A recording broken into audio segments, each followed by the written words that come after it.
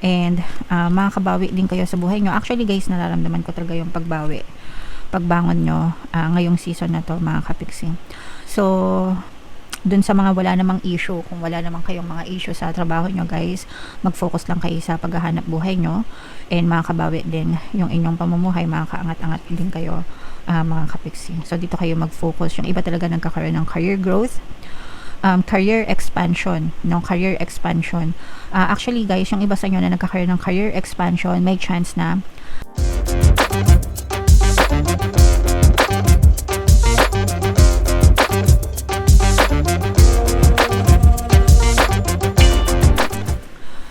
hello guys, hello Cancer, welcome back to Pinoy Pixie Tarot. Ang pamagat ng episode natin for tonight is Money Money Come to Me. Ito yung ating money reading mga kapiksi para ngayong December para sa Cancer, Sun, Moon, Rising Sign, and Venus. So, unahin natin tong deck na to guys. Ito yung money manifesting technique para sa inyo. Wow, abundance mga kapiksi. Repeat this affirmation lovingly and calmly and as often as you wish. I have everything that I desire. My life overflows with abundance and I am open to receiving the gifts of the universe now.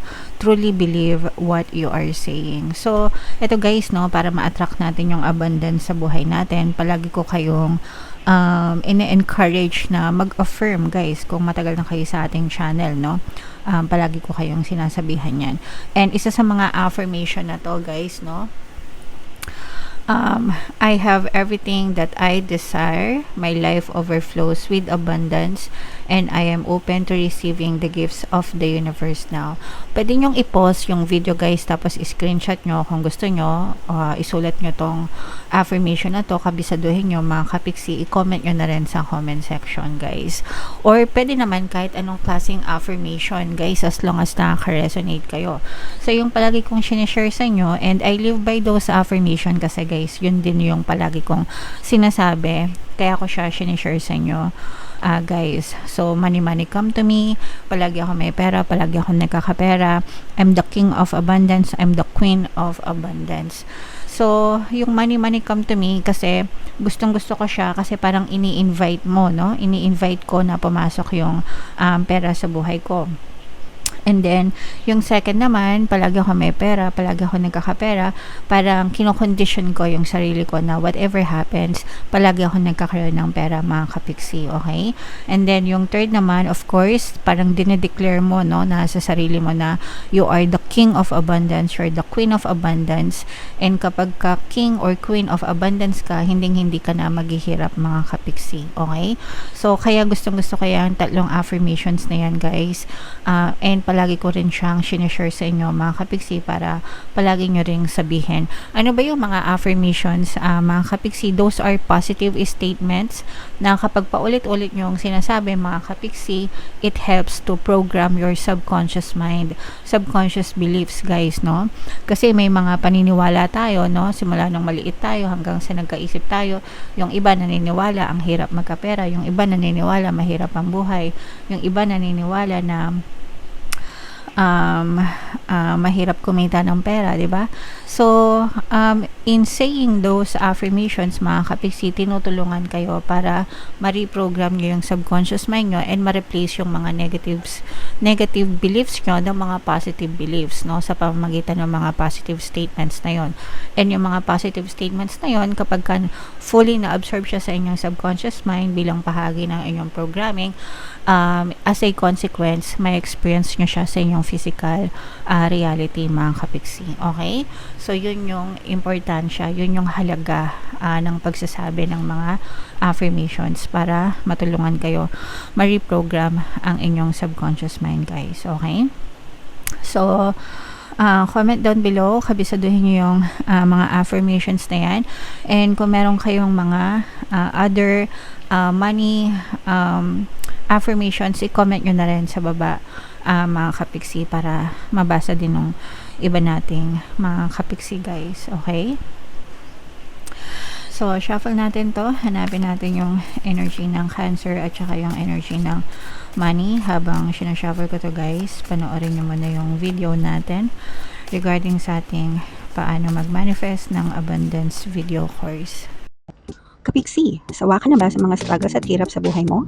Masipag ka ba at masikap sa buhay ngunit hindi ka pa rin umaasenso?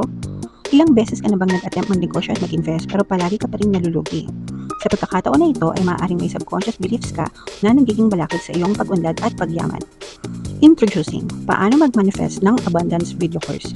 Dito ay matututunan mong ma-overcome ang mga balakid mo para tuluyan ka ng umunlad, umasenso, sumagana, maging matagumpay, successful at maswerte sa iyong kabuhayan, pera, trabaho, negosyo sa lapi at kaperahan ng bonggang-bongga. Dali, mag-send na ng email sa pinoypixitayo@gmail.com at simulan na ang iyong pagyaman ngayon. Alright.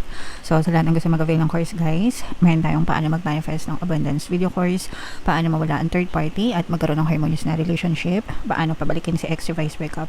Sa mga interesado, guys, mag-send lang kayo ng email sa pinoypixitayo@gmail.com. And sa mga naghahanap ng pampaswerte na lucky charms or lucky bracelet, mga kapiksi, aventuring tsaka citrin yung recommended ko, may makikita kayong mga link sa description box, guys. So, Cancer, kayo ay represent ng Queen of Cups. Ito yung ating money energy, mga kapiksi. Latag natin yung spread nyo, guys. By the way, sa mga hindi pa nakakanood ng ating 2026 kapalaran, punta na kayo sa homepage, guys. Nandun na yung mga videos nyo, mga kapiksi.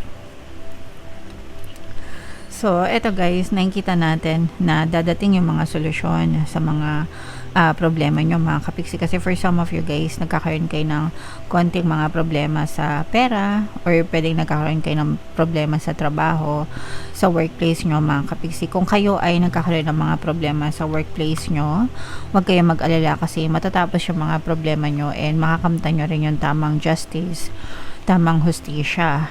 Kung may namaltrato kayo, mga kapiksi, kasi meron tayong sometimes, no, mga kapiksi na namamaltrato sa trabaho nila. It's either yung boss nila or yung mga kasamahan sa trabaho. Pero dadating yung tamang hustisya sa inyo, mga kapiksi, and dadating din yung tamang karma para sa inyo. Ibig sabihin, yung mga taong gumawa ng hindi maganda sa inyo, makakarma sila. And kapalit nun, kayo naman yung magkakamit ng hustisya as long as wala kayong ginagawang masama, guys. Pero kung kayo naman yung gumagawa ng hindi maganda, guys, kayo yung makakarma. Okay?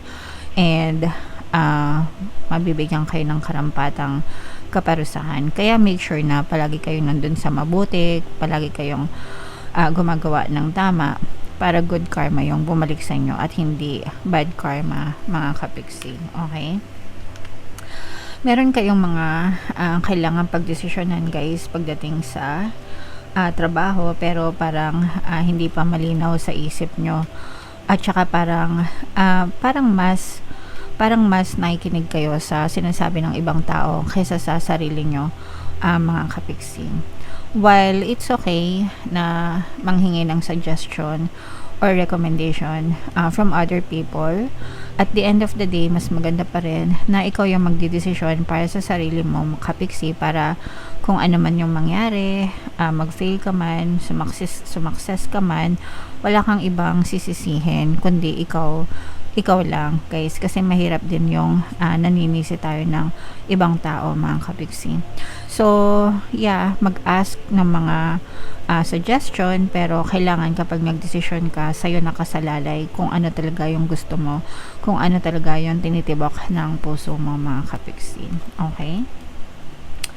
And eto, guys, yung iba, nakikita natin na may chance na umangat, umasenso yung inyong pamumuhay. Actually, yung iba sa inyo, guys, parang nafi-fix, sabi ko nga, guys, no, nag-heal yung mga money problems nyo, nafi-fix yung mga problema nyo sa kabuhayan, mga kapiksi, and kasabay nito, may chance na umangat, umunlad, umasenso ka sa tulong din ng ibang tao, guys. Hindi lang ito dahil sa'yo, hindi lang dahil sa sarili mo. Although, syempre, malaking role, no, yung paniniwala mo sa sarili mo. Ikaw yan success mo yan. So, ikaw yung responsible dyan. Pero, wag mo rin kakalimutan na lumingon sa pinanggalingan mo. Wag mo rin kalimutan magpasalamat dun sa mga tao na tutulong sa'yo. Kasi for some of you, definitely, guys, may mga taong tumutulong talaga sa inyo para sumakses kayo, umunlad, umasenso. Okay? So, i-main nyo na to mga pag-success na to, pag-unlad, pag-asenso sa buhay, mga kapiksi. at saka yung mga good karma nyo, guys. Okay? So, what else, mga kapiksi? Meron ditong presence ng fire sign, Aries, Leo, Sagittarius. Eto nga, guys, makaka-recover din kayo. Kasi nga, sabi ko sa inyo, mga kapiksi, meron talaga yung iba sa inyo, stress sa trabaho, stress sa workplace. Medyo, yung iba, parang, very toxic yung inyong nararamdaman sa trabaho nyo. Pwedeng hindi sa company, guys, kundi sa mga katrabaho nyo mismo. Pwedeng nabubuli kayo, ganyan, kagaya nga nung sinabi ko sa inyo kanina, o kaya naman hindi nyo lang talaga, hindi nyo na love yung ginagawa nyo, hindi nyo na love yung trabaho nyo, mga kapiksi. So minsan kapag dumadating sa point na ganyan, mas magandang mag-resign, maghanap ng ibang trabaho, maghanap ng ibang malilipatan, 'di ba? Kasi baka masyado na kayong nasasakal sa workplace nyo and naghahanap kayo ng ibang environment naman, mga kapiksi. And wala namang masama, guys, na maglipat-lipat ng kumpanya, no? Sometimes 3 years, usually 3 years, 4 years, yan, ng mga naghahanap na ng ibang malilipatan na company. Yung iba nga parang taon-taon nagpapalit, and okay lang yon kung hindi kayo masaya, 'di ba?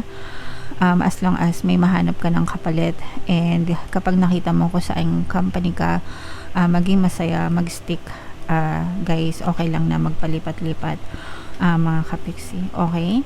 And makakabawi din kayo sa buhay nyo. Actually, guys, nararamdaman ko talaga yung pagbangon nyo ngayong season na to, mga kapiksi.